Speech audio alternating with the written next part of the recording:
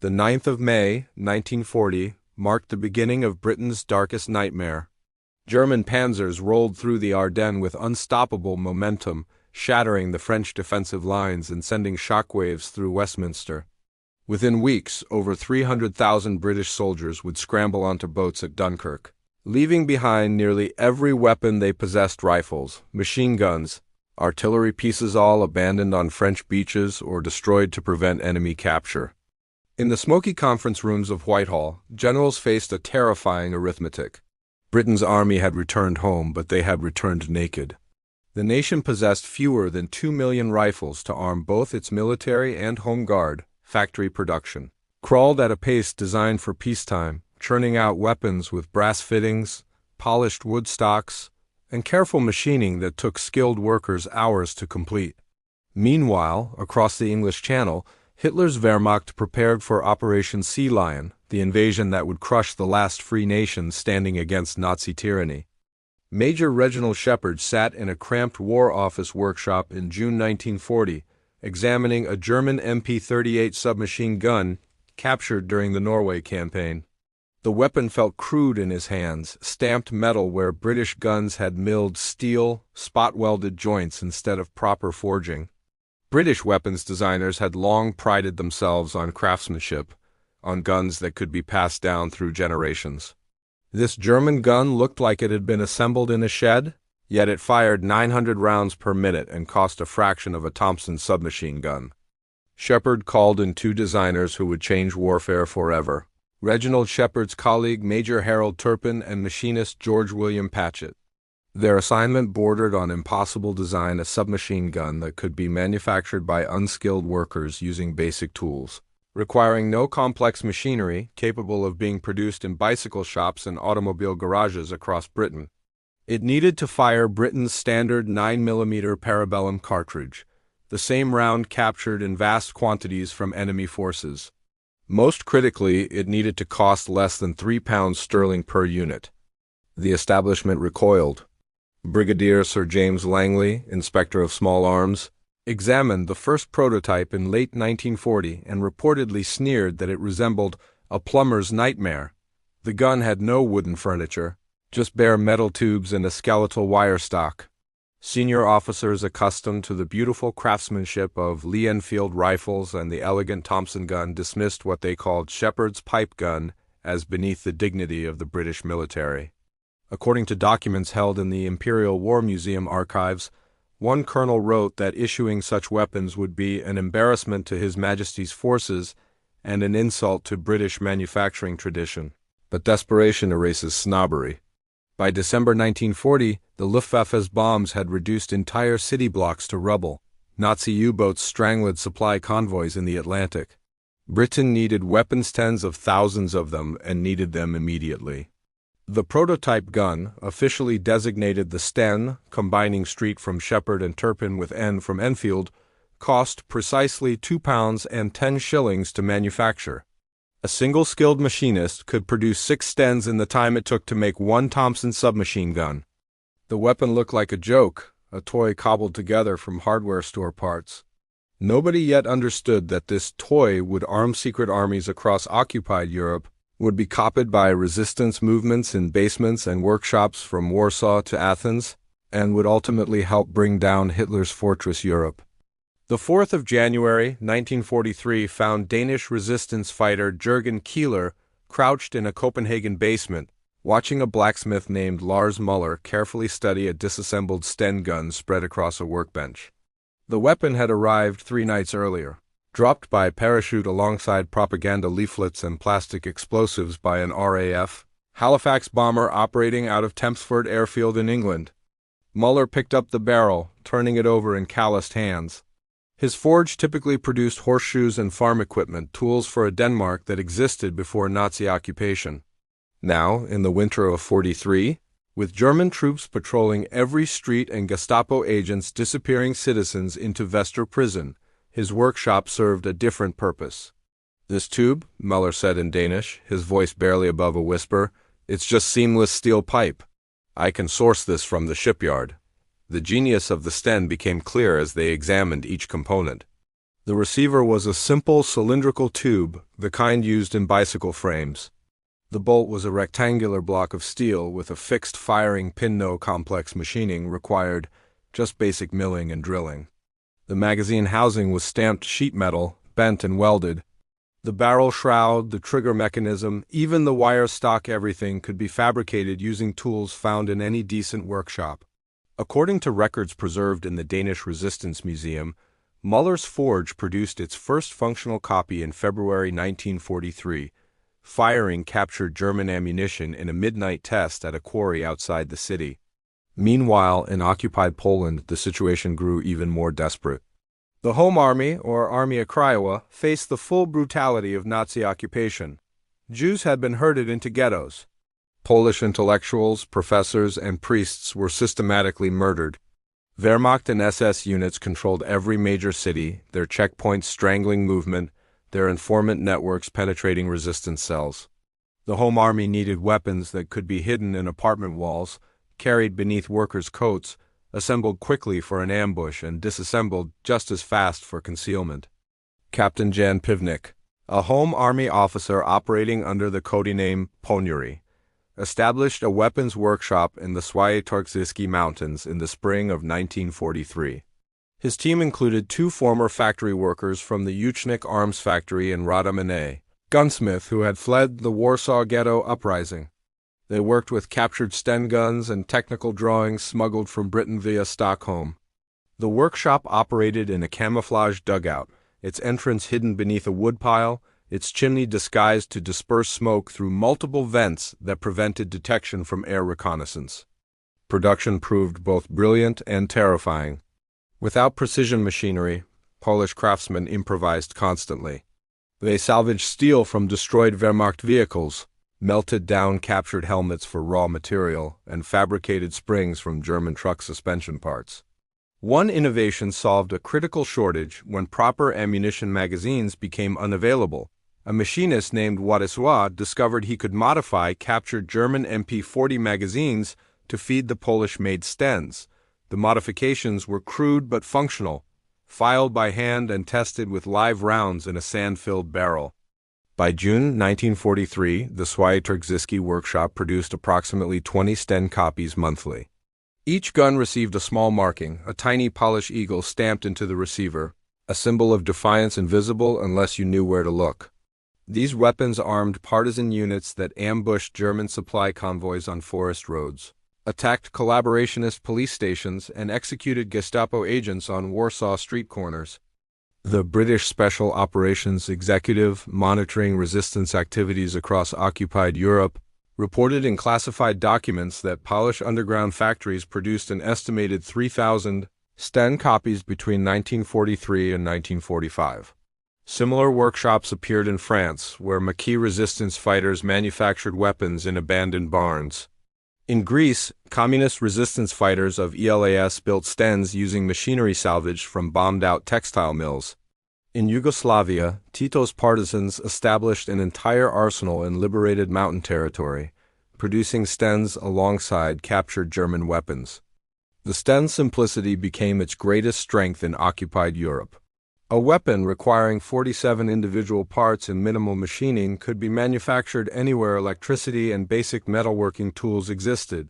Resistance movements across the continent discovered they didn't need arms drops from England. They could build their own arsenals in garages, basements, and forest workshops, right under the noses of German occupation forces. The 27th of May, 1942 brought Operation Anthropoid to its violent conclusion on a Prague street corner, where 2 Czech resistance fighters armed with Sten guns faced the full wrath of the Third Reich, Jan Kubas and Joseph. Gabčík had parachuted into Czechoslovakia 2 months earlier with orders from London assassinate Reinhard Heydrich, the butcher of Prague, architect of the final solution, and Hitler's designated successor. Heydrich's Mercedes-Benz convertible slowed at the hairpin turn in Prague's Lubeck district. Gabčík stepped from behind a tram-stop pole, raising his Sten and squeezing the trigger. Nothing happened. The gun had jammed, its bolt stuck halfway closed, a problem that plagued early Sten models when springs weakened or magazines weren't properly seated. Heydrich's driver accelerated, reaching for his pistol. Cubas hurled a modified anti-tank mine that exploded against the Mercedes' rear wheel, sending shrapnel through the car's thin metal body and into Hedrick's spleen. The Reichsproductor died 8 days later from septicemia. Hitler ordered savage reprisals, the complete destruction of Littes village. Its men executed, its women sent to concentration camps, its children gassed or Germanized. The Gestapo hunted Cubas and Gabs to their final refuge in Karol Boromesky Church, where both men died fighting, their Sten guns firing until ammunition ran dry, and then using their final bullets on themselves rather than surrender. The Sten's reputation suffered from Anthropoid's initial failure, but combat reports from North Africa told a different story.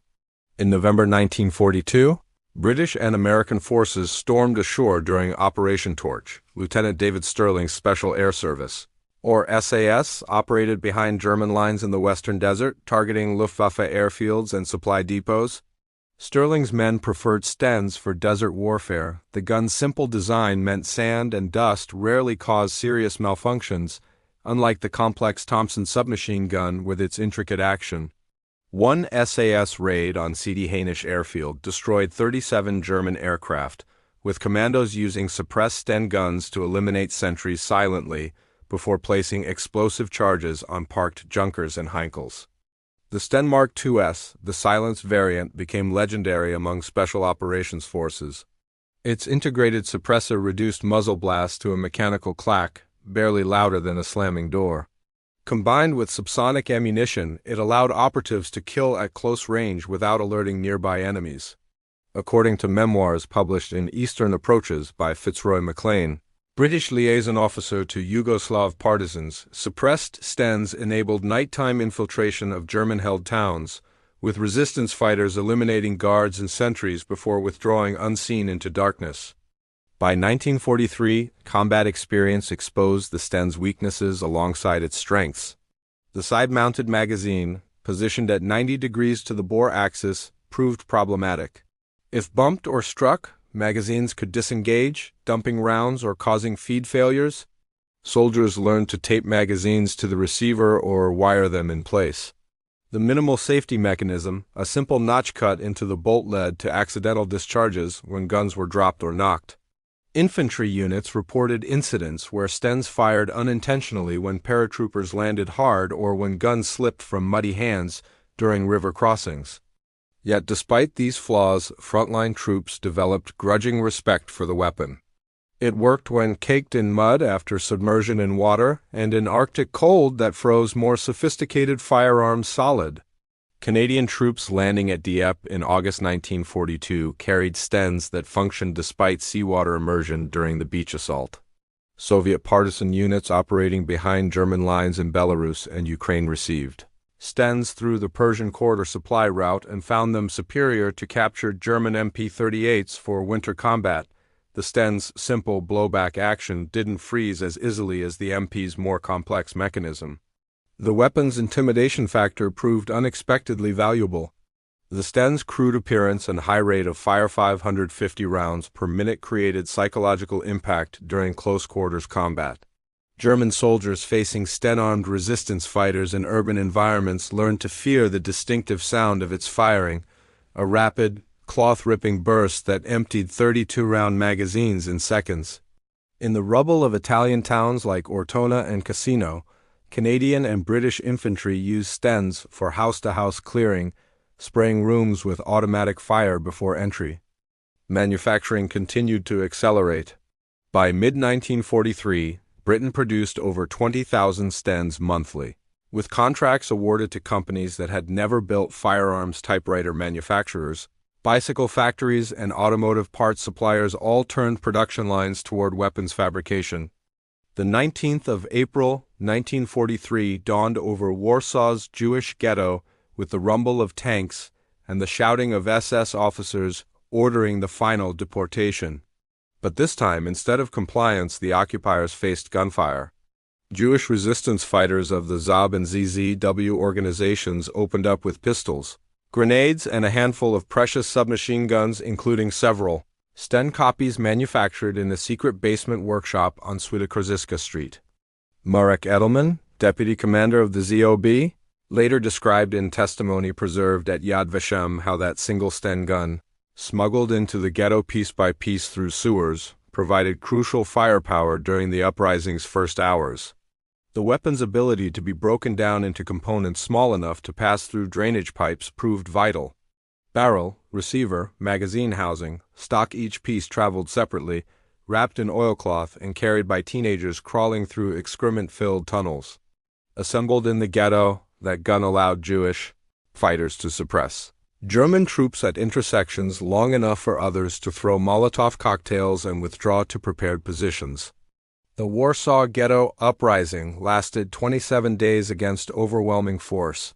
When ammunition ran out and buildings burned around them, survivors again disassembled their weapons and escaped through sewers, carrying the precious gun components to continue fighting with Polish Home Army units in the forests. The Sten's modular design meant that even if a fighter died, others could salvage parts, a functioning barrel from one wrecked gun, a bolt from another, gradually assembling new weapons from battlefield recoveries. Across occupied Europe, this pattern repeated with variations.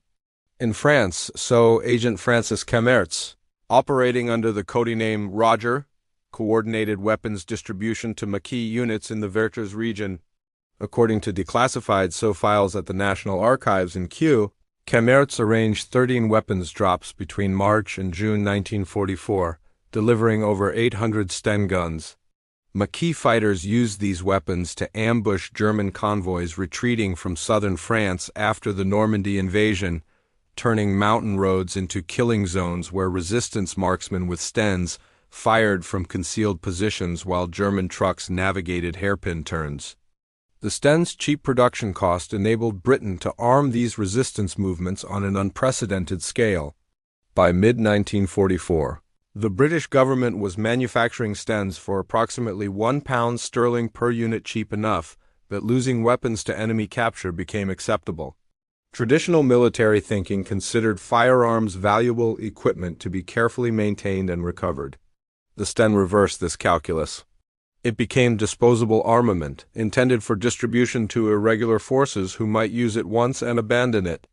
This philosophy reached its apex in Operation Jedburgh, where three-man Allied teams parachuted into occupied France, Belgium, and the Netherlands ahead of D-Day. These teams carried Stens as personal weapons and brought additional guns for distribution to local resistance. Jedburgh Team Quinine, dropping into Brittany on the 6th of June, 1944, brought 12 Stens along with ammunition, explosives, and radio equipment. Within 48 hours, they had organized local Maquis units into a coherent force that cut German telephone lines, ambushed Wehrmacht reinforcements attempting to reach Normandy, and destroyed railway bridges. The weapon spread beyond Europe. In Burma, Chindit forces operating behind Japanese lines carried Stens for jungle warfare. The gun's resistance to moisture and ability to function in extreme humidity made it preferable to American weapons in monsoon conditions. Major Michael Calvert's 3rd Battalion penetrated deep into Japanese-held territory in March 1944, using suppressed Stens to eliminate Japanese sentries guarding the railway at Malu before demolishing the line with explosives. In Greece, both Communist ELAS and Royalist EGS resistance movements received British Sten shipments, though agents reporting back to Cairo noted with concern that these weapons were being cashed for, anticipated civil war after German withdrawal rather than used against occupation forces. The Sten's abundance meant that by 1944, Greek resistance groups possessed sufficient small arms to equip small armies, a stockpile that would indeed fuel the Greek Civil War from 1946 to 1949. The weapon even reached China, where SOE's Force 136 operated in Malaya and southern China training guerrilla forces to resist Japanese occupation. These groups received Stens alongside instruction in demolitions, ambush tactics, and intelligence gathering. The gun's simple design meant that fighters with minimal training could maintain and operate it, crucial in theaters where sustained technical support proved impossible. By December 1944, British factories had produced over 3 million Sten guns. Resistance forces, special operations units, airborne troops, and conventional infantry across every theater of war carried weapons that generals had once dismissed as beneath military standards.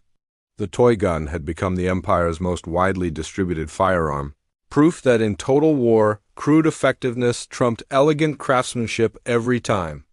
The 6th of June, 1944 found thousands of British and Canadian paratroopers descending through darkness over Normandy, many clutching Sten Mark V submachine guns during their descent. This new variant represented lessons learned through 3 years of brutal combat feedback. Gone was the crude, skeletal appearance that had embarrassed War Office traditionalists. The Mark V featured a wooden stock and pistol grip, making it look almost respectable compared to earlier models that resembled stamped metal pipes. Lieutenant Richard Todd of the 7th Parachute Battalion landed in an apple orchard near Ronville, clutching his Sten Mark V, the weapon secured with a quick-release strap that prevented loss during descent. Todd's battalion had a critical mission seize and hold Pegasus Bridge over the Caen Canal before German reinforcements could cross. In the confused fighting that followed, as paratroopers stumbled through darkness seeking their units, the Sten's distinctive sound helped identify friend from foe. The weapon's characteristic firing rhythm-short, controlled bursts when properly handled differed markedly from German MP-40 fire, allowing soldiers to orient themselves in pitch-black Norman hedgerows. The Mark V incorporated a bayonet lug, a concession to infantry traditionalists who believed submachine guns needed some capacity for conventional combat. This addition seemed absurd to many. Attaching a 16-inch spike to a weapon designed for spraying bullets at close range made little tactical sense. Yet the modification served psychological purposes, making the Sten appear more legitimate in the eyes of commanders raised on rifle and bayonet doctrine. Combat troops typically removed the bayonets immediately, recognizing them as excess weight that threw off the gun's already marginal balance. Technical improvements extended beyond cosmetics. The Mark V featured a front sight mounted on a bayonet lug rather than brazed to the barrel, reducing the tendency of early models to shoot low and left. The magazine housing was reinforced, addressing the persistent problem of magazines working loose during combat. Most significantly, the Mark V incorporated a fire selector allowing semi-automatic shooting, a feature demanded by troops who found the early Sten's full automatic-only operation wasteful of ammunition and difficult to control. Across the Channel in Britain, the Royal Small Arms Factory at Enfield worked around the clock to meet demand.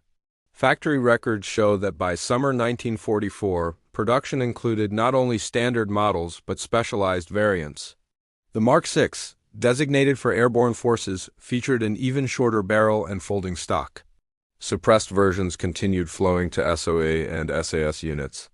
The weapon's modularity meant factories could swap components on assembly lines, producing different variants with minimal retooling. In Italy, Canadian forces fighting through the Gothic Line discovered the Sten's value in mountain warfare. The weapon's light weight, barely 7 pounds, loaded meant soldiers. Scaling rocky slopes didn't tire as quickly as those carrying heavier Thompson guns or rifles. Canadian Private John Rennie later described in interviews archived at the Canadian War Museum how his section used Stens to clear German machine gun nests in the mountains near Rimini in September 1944. The tactic involved suppressive fire from Bren guns while Sten-armed troops flanked through scrub and rock, closing to within 20 yards before opening fire. The Sten's high rate of fire overwhelmed defenders in the seconds before they could traverse their MG-42s to meet the threat. Yet even improved models retained fundamental flaws. The open-bolt blowback design meant accuracy beyond 50 yards remained poor. The weapon had no last-round bolt hold open, so shooters couldn't immediately identify empty magazines without pulling the trigger on an empty chamber. The magazine lips, stamped from thin steel, bent easily if dropped, causing feed failures. Soldiers learned to test magazines before loading them, examining lips for deformation and discarding damaged ones. The Eastern Front saw limited Sten distribution through the Soviet Union, where Red Army units received some guns via Lend-Lease shipments through Murmansk and the Persian Corridor. Soviet troops generally preferred their own PPSH submachine guns, which featured drum magazines holding 71 rounds versus the Sten's 32.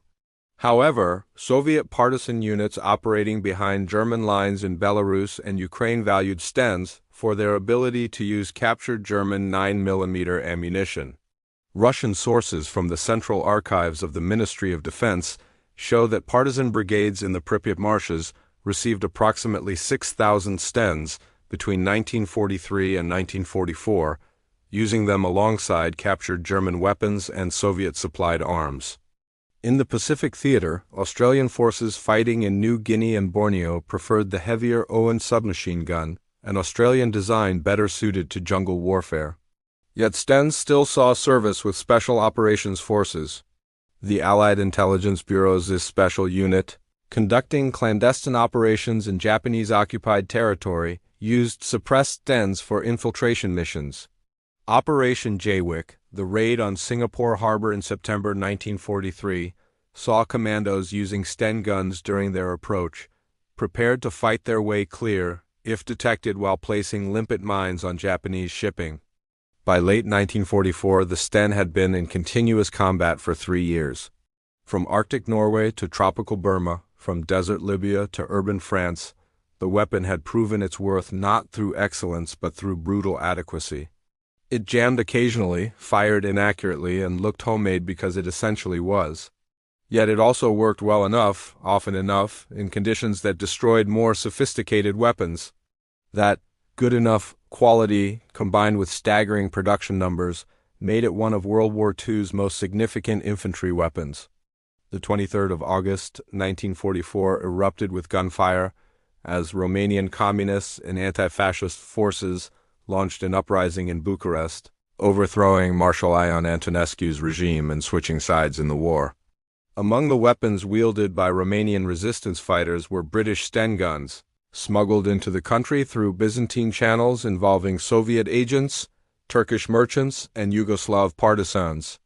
These weapons helped secure key government buildings and radio stations during the coup's crucial first hours, preventing German attempts to restore Antonescu's government. The Romanian uprising exemplified how Stens had become currency in the underground economy of resistance warfare. So operations across the Balkans created complex weapons distribution networks where Stens changed hands multiple times before reaching their final users.